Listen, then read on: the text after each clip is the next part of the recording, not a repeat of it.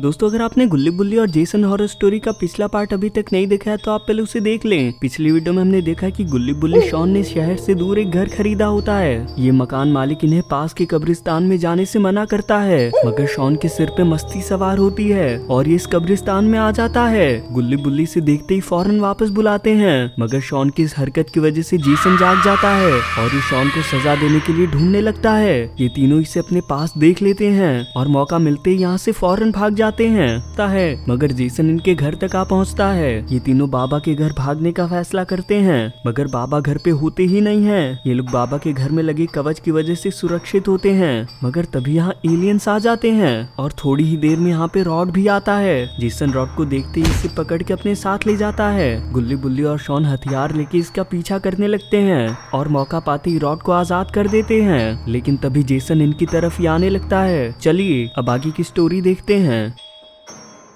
गुल्ली ने फौरन जेसन को धक्का दे दिया।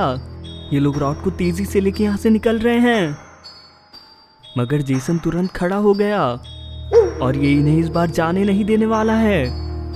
मगर जेसन को ज्यादा समय नहीं लगेगा इन्हें ढूंढने में। बुल्ली कहता है कि हमें उससे लड़ना ही होगा। गुल्ली, ये हथियार किस लिए लिए हैं हमने? शॉन, तुम रॉड को लेके निकलो, हम इसको रोकने की कोशिश करते हैं। शॉन इनकी बात मान के रॉड को यहाँ से ले जा रहा है। ये दोनों जेसन के यहाँ आने का इंतजार कर रहे हैं, मगर जेसन छिप के इनकी सारी बातें सुन रहा था और ये इनसे लड़ने के बजाय शॉन के पीछे चला गया। शॉन रॉड को लेके काफी दूर निकल आया है। अकेले बहुत डर लग रहा है मुझे। गुल्ली बुल्ली कब तक आएंगे यहाँ पे? ये रॉड को जगाने के लिए पानी लेने जा रहा है। इसके जाते ही जेसन यहाँ आ गया। ये रॉड को यहाँ देख के समझ गया है कि शॉन यहीं कहीं है। ये छिप के शॉन के आने का इंतजार करने लगा। थोड़ी ही देर में शॉन वापस आ गया। इसको यहाँ कहीं पानी मिला ही नहीं। रॉड, मेरी आवाज आ रही है क्या? सुन पा रहे हो तुम मुझे? जेसन ने तो इसे पकड़ लिया है। ये कहता है कि तुमने ही मुझे जगाया था, मुझसे बचने का कोई रास्ता है ही नहीं। कहाँ तक भागते? आखिरकार लग गए ना मेरे हाथ। इसके फेंकने से शॉन को काफी चोट आई है। ये कहता है कि अब तुम्हारा खेल खत्म करने का समय हो चुका है। बहुत खेल लिया तुम्हारे साथ खेल में। ये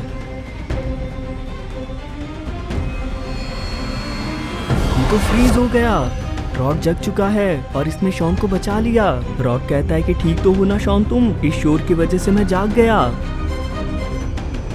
शॉन कहता है कि तुम जगते नहीं तो पता नहीं क्या होता रॉड मेरा। तुमने मेरी जान बचाई है। ये कहता है कि चलो फिर यहाँ से निकलते हैं फौरन। जेसन कुछ ही मिनट तक जमा रहेगा बस। काफी देर होने के बाद भी जेसन जमा हुआ ही है। यहाँ पे तो इसके बुलाए एलियंस वापस आ रहे हैं। ये कहते हैं कि इसको देखो, आइसक्रीम बना पड़ा है पूरा, चलो इसको आजाद करते हैं। ये लोग रॉड की बर्फ तोड़ नहीं पा रहे हैं। ऐसे काम नहीं चलेगा, अब अपना हथियार इस्तेमाल करना ही पड़ेगा। ये दोनों मिलकर अपने असली रूप में आ गए। इसने एक ही बार में बर्फ के 2 टुकड़े कर दिए। जेसन कहता है कि उस रॉड की इतनी हिम्मत, जो मेरे साथ मस्ती करे वो। तुम्हें देख के लगता है ताकतवर तो हो गए हो। अब शॉन के साथ साथ रॉड की भी फील्डिंग सेट करनी है। तैयार हो ना तुम? ये दोनों शॉन और रॉड की तरफ बढ़ने लगे हैं।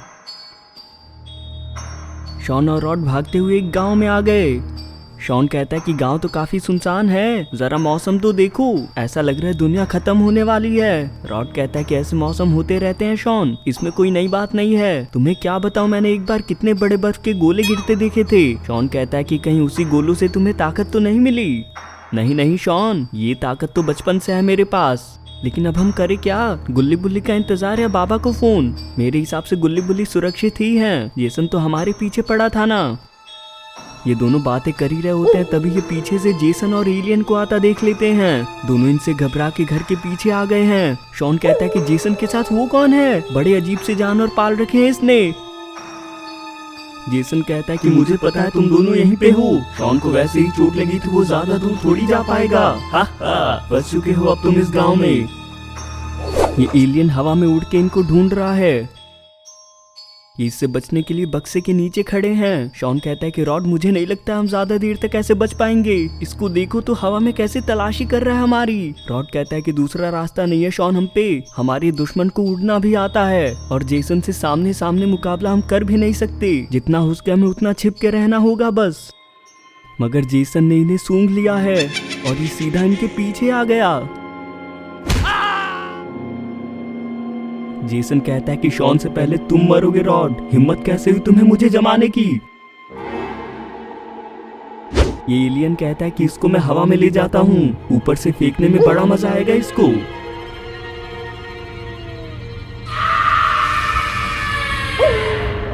ये तो बाबा है। शॉन कहता है कि बाबा आप कैसे आए यहाँ पे, क्या टाइमिंग है आपकी, मैंने तो हार मान ही ली थी। बाबा कहते हैं कि मुझे तो पता चल ही गया था कोई खतरा है यहाँ, पीछे चले जाओ शॉन तुम, मैं इन दोनों को देखता हूँ।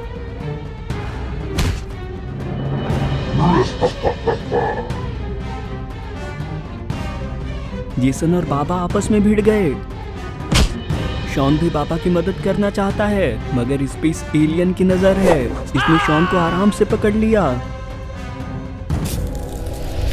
बाबा ने इसे सही समय पे बचा लिया। ये कहते हैं कि शॉन तुम रॉड को देखो, उसको जगाने की कोशिश करो। ये भाग के रॉड के पास आ गया। अब बाबा से लड़ने ये एलियन भी आ चुका है।